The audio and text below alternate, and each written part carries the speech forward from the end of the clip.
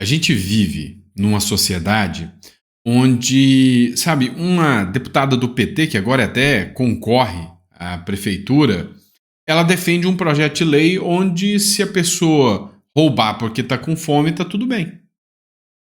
E aí, se você tá na sua casa, tá trabalhando para não passar fome, um cara que tá com fome vem e rouba o que você tem e te deixa com fome, você não pode reclamar. É isso.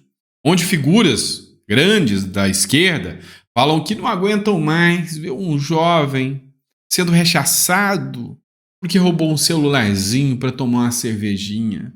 É muita maldade. Pois é, esse é o cenário. Mas quando o jogo muda, eles não pensam da mesma forma, não. Quando eles são os alvos, a primeira coisa que eles fazem é correr para fazer o boletim de ocorrência e, se de preferência derem uma azeitona preta na cabeça do bandido, aí eles são de direita. Sentem-se alegres com isso, porque ladrão CPF cancelado. É insano, mas é real. O caso que eu vou trazer para você envolve aí um escândalo do governo Lula. Para mim, isso é um escândalo, né? Mostra o quanto o governo, sabe, não tem competência nem para resguardar o seu próprio patrimônio e precisa recorrer, né, ao governo de São Paulo para resolver o problema. E comemoram quando a vítima da sociedade tem o CPF cancelado. Você vai entender o que eu estou falando. Outro ponto que eu vou falar com você é o eixo do mal. Meu irmão, já ouviu falar do eixo do mal, né? É aquele eixo onde aqueles grupos que causam terror estão. Onde tem alguns países que mandam até vice-presidente para comemorar, né, o novo presidente, porque o outro foi morto. Vocês sabem do que eu estou falando. Pois é. Essa semana inteirou um ano que esses grupos de terror fizeram o maior massacre em Israel. E durante uma fala, um sargento de Israel, sabe quem eles colocaram no meio dessa tragédia toda? O Brasil. Você não sabe o que o sargento de Israel falou sobre o Brasil e o quanto nós brasileiros estamos em risco. E por fim, mas não menos importante, eu quero tratar de um racha na esquerda que aconteceu. Meu irmão, você tá achando que é só a direita que tem suas briguinhas? Não, a esquerda também tem. O problema é que a esquerda tá tão inexpressiva que pouca gente dá atenção para isso. Mas enfim, a gente precisa falar sobre isso. Então não esquece de se inscrever, curtir, compartilhar. Isso é muito importante. Lembrando a vocês, nosso livro está disponível, é só você fazer o download. Revolução contra o Sistema. O livro está muito bom e o feedback está positivo demais. Quem já começou a ler o livro, deixa no comentário aí que já começou a leitura. Bora para o ponto mais importante? A Liane de Mello, ela escreveu o seguinte: Dr. Sandro, não perca um vídeo seu. Parabéns por ser sempre coerente em seus posicionamentos. Muito obrigado mesmo. Isso dá força para a gente continuar, tá? Não dê ouvidos aos que vivem na bolha. Eu votei Bolsonaro. Se em 2026 ele for candidato e não houver nenhum outro que eu acho um representante melhor, que represente melhor a verdadeira direita, eu votarei novamente. Admiro o ex-presidente, porém ele errou em muitos pontos, assim como qualquer ser humano erraria se tivesse em tal posição. Perfeita a sua análise. Sendo pressionado de todos os lados e sendo traído pelos que estariam com ele. Parabéns pelo seu trabalho de excelência. Nem Nosso Senhor agradou a todos, somente o tempo dirá. Continua com o seu caminho de bem. Os que te apoiam estarão sempre aqui. Cara, isso me dá um incentivo para continuar e me faz acordar no domingo achando que é segunda e falar para vocês: olha, eu tô aqui para a gente poder fazer a diferença. E aí, quanto a isso, aproveitando aqui o gancho do comentário que a Eliane de Mello fez, vamos falar sobre um vídeo, sobre um Malafaia. O Bolsonaro, ele disse que ele ama o Malafaia, que o Malafaia já fez muito e que ele não vai levar em consideração as últimas atitudes do Malafaia. Só que com isso, outros aliados do Bolsonaro criticaram o Bolsonaro. Não fui eu, foram outros. Como, por exemplo, o Ciro Nogueira. E ele disse que o Bolsonaro está errando demais ao aceitar uma figura execrável como o Malafaia. É o que disse o Ciro Nogueira. Acompanha. O grande erro, aí é mais um erro do presidente Bolsonaro, mas o erro é ele aceitar essas figuras como o Silas Malafaia, que é uma criatura completamente execrável, que não lidera nada, E aí se dá uma repercussão, coloca ele à frente de uma manifestação de milhões de pessoas, como se ele fosse o grande líder. Ele não é líder de coisa nenhuma, é líder de internet, é um pastor líder de internet que não representa nem igreja representativa no país.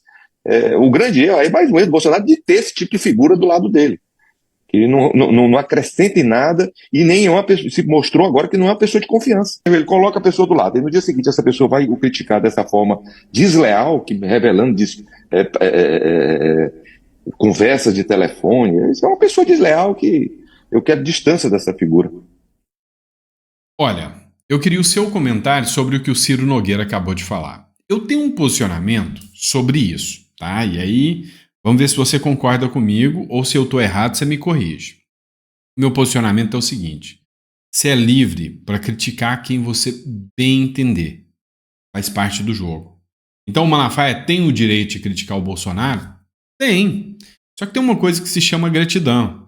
E essa gratidão ela não pode ser violada. Então, por exemplo, eu posso criticar o Nunes? Posso. Mas e se o Nunes tivesse dado sangue, lutado comigo para me eleger? Seria justo eu criticar o Nunes depois da ajuda que ele me deu, depois do apoio, depois de me aceitar ao meu lado? Eu poderia até criticar, mas para ele, porque aí eu já tenho a figura da amizade com ele, ou da gratidão, ou da reciprocidade. Aí nesse caso a história é outra. O Malafaia tem isso com o Bolsonaro. Então, eu acredito assim, qualquer um que foi eleito sobre o prisma do Bolsonaro ou ganhou visibilidade sobre o prisma do Bolsonaro, ou você acha que as pessoas estão seguindo o Malafaia por causa do Malafaia? Não, é por causa do Bolsonaro. Então qualquer um que, dentro do espectro, precisou usar o Bolsonaro para chegar lá em cima, seja como um aliado ou não, este literalmente não pode partir para cima do Bolsonaro e atacar. Vou dar um exemplo para vocês de pessoas inteligentes. Nicolas Ferreira. É nítido, escancarado, que o Nicolas não concordava com o Bolsonaro sobre Nunes e Marçal. Alguém tem dúvidas? Ninguém tem dúvidas. Mas em algum momento você viu o Nicolas atacar o Bolsonaro por causa disso? Não. Porque o Nicolas não seria ninguém sem Bolsonaro. Bolsonaro continuaria sendo Bolsonaro sem o Nicolas. Hoje o Nicolas já é grande. E aí você chega a um certo patamar, você vai partir para o ataque? Não. Eu não concordo. Então, a figura mais errada aqui, na minha visão, é o Malafaia. E o Bolsonaro, já pedi desculpa, tá tudo bem. Mas assim, eu acho muito errado você atacar ex-aliados ou aliados. Outra coisa, o cara que desce atirando. Você sabe por que o Moro caiu no esquecimento? A Joyce caiu no esquecimento? O Frota, o Weintraub e todos aqueles? Porque eles precisaram do Bolsonaro para se erguer. Isso é um mérito do Bolsonaro. Agora, se eles discordam depois de um tempo, afastem-se. Se eu fosse o Moro, e aí você me diz, na sua visão, se eu fosse o Moro, eu ia sair e falar: olha, pessoal, eu agradeço muito o Bolsonaro. Eu tive a oportunidade aqui no governo, mas a minha pauta já não está condizendo mais com o que o governo me exige. Então eu vou sair e que o Bolsonaro faça uma ótima gestão. Cara, o Moro não tinha caído nem um pingo na sua reputação. Pelo menos eu acho que não. Agora, quando você cai tentando derrubar aquele que te fez crescer, aí é que o jogo pega. Quem aqui não achou estranho a atitude do Tarcísio com o Bolsonaro nessas eleições de 2022? Então, é isso que eu tô falando. São esses ataques estranhos de quem é aliado. Ah, mas Santos, você também fala mal. Tá, mas eu nunca precisei do Bolsonaro para chegar onde eu cheguei. Desde o primeiro dia do canal eu falei: eu vou elogiar e vou criticar. É diferente, o nosso canal é de crítica, né? Assim como muitos outros aí comentaristas, tá tudo bem. Agora o político, que é um aliado, o Geyer se absteve, ficou calado no meio dessa briga toda, teve razão. Tá? Agora eu entendo que tanto ele quanto o Nicolas teve razão. O errado aqui foi o Malafaia, parte para cima do Bolsonaro. Eu acho feio. Tá? Da mesma forma que eu achei feio o Bolsonaro atacar o Marçal, porque o Marçal ajudou o Bolsonaro. E aí eu já tenho uma dívida de gratidão com a pessoa. Eu, no mínimo, eu deveria me abster. Não, deixa ele fazer o trabalho dele. Senão, eu não estou tendo a gratidão pela ajuda. O Tarcísio, o que ele fez com o Marçal? Bem, acho que não. Da mesma forma, acho que o Marçal tem que ter gratidão ao povo de São Paulo e falar, ó, Boulos não. Pelo menos é o meu ponto de vista. Certo? Vamos lá. Essa matéria é importante. Homem morre, né? Homem, não é bandido, tá? Homem morre e 2 são presos por roubo de carro da equipe do governo Lula. É uma competência grande demais. Na sexta-feira, a Polícia Civil prendeu 2 homens acusados de roubar o carro de uma equipe de gabinete de segurança institucional da Presidência da República em São Bernardo do Campo, na Grande São Paulo. Um terceiro homem envolvido no roubo, Paulo Victor Alves Ferreira, foi morto por policiais no bairro do Assunção, também no ABC Paulista. É o seguinte, a turma que faz a segurança do Lula, e eu quero que coloquem na segurança do Lula só amigo dos companheiros. Não precisa ser técnico, não. O Lula falou que tem que colocar políticos. Os políticos, eles sabem ouvir o povo. Então, a equipe de segurança do Lula, os técnicos, deveriam ser todos só amigos, conhecidos, companheiros, né? Que aí você vê a competência dos caras. Roubaram o carro do GSI, do Gabinete de Segurança Institucional, da inteligência do governo. 3 ladrões roubaram o carro da inteligência do governo. Aí eu te pergunto, aonde está essa inteligência da inteligência do governo? É para acabar, né? E aí entra o outro ponto. Ladrão vai ter que ser pego. Foram lá, pegaram 2 caras, deduraram, né? X9, de onde estava o terceiro, a terceira vítima da sociedade. Foram até ele, chegou lá a terceira vítima da sociedade. Quis questionar os policiais. Ao questionar os policiais, recebeu azeitona preta. E aí, teve deputado petista falando parabéns aos deputados que recuperaram o carro do governo.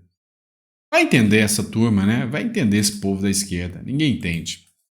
Outro ponto grave que a gente precisa falar, matéria da Revista Oeste, o eixo do mal. O Brasil tem células de terror dormentes em preparação, é o que afirmou um sargento de Israel. E, cara, se eles falaram isso, é que a inteligência de Israel, que não é a inteligência do Brasil, né? Inteligência limitada do Brasil, uma inteligência bem preparada de Israel, se eles falaram que já tem grupos de terror aqui no Brasil, é porque já tem, tá? E eu acho que não tá tão adormecido assim, não. Na semana passada, o atentado do grupo Jamais, lá no sul de Israel, completou 1 ano. Em 7 de outubro, mais de 1.000 civis foram mortos pelos extremistas que sequestraram ainda mais de 250 pessoas. Henry Trax, sargento da reserva das Forças de Defesa de Israel, testemunhou as cenas de horror. À Revista Oeste, o militar lembrou momentos que passou e rebateu acusações de genocídio contra Israel. Trax disse ainda que é dever do mundo enfrentar o radicalismo, cujos tentáculos já chegaram ao Ocidente. O que não faltam no Brasil, são células de terror dormentes, ainda atuando em financiamento. Né? Cara, pelo contrário, eu acho que essas células de terror aqui no Brasil já estão até atuantes já. A gente pode citar algumas que começam a invadir coisas por aí.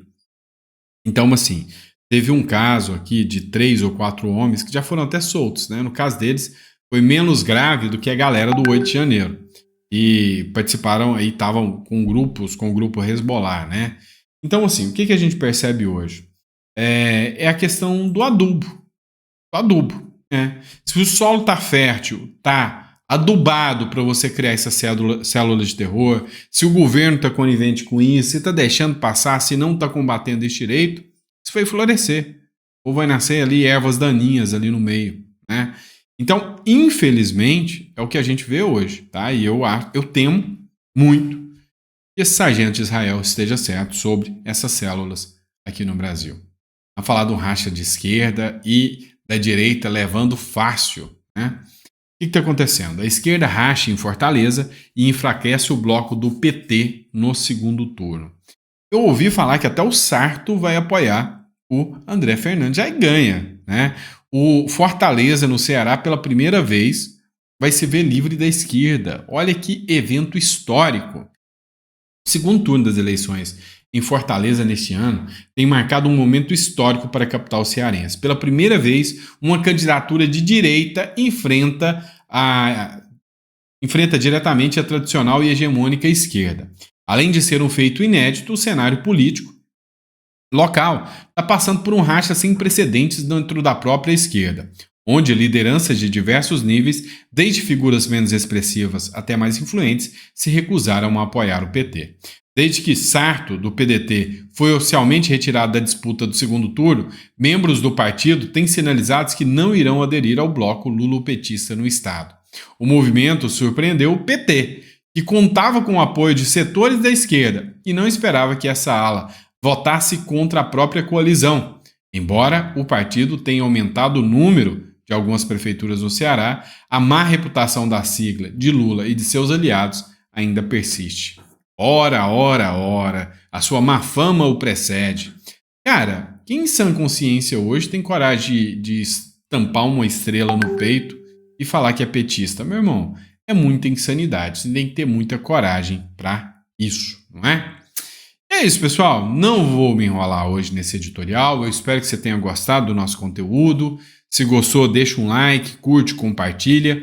Coloca que ficou até o final do comentário. O livro está disponível para download e muito obrigado pelo seu apoio, tá bom? Abraço e até daqui a pouco. Eu estou de volta com você.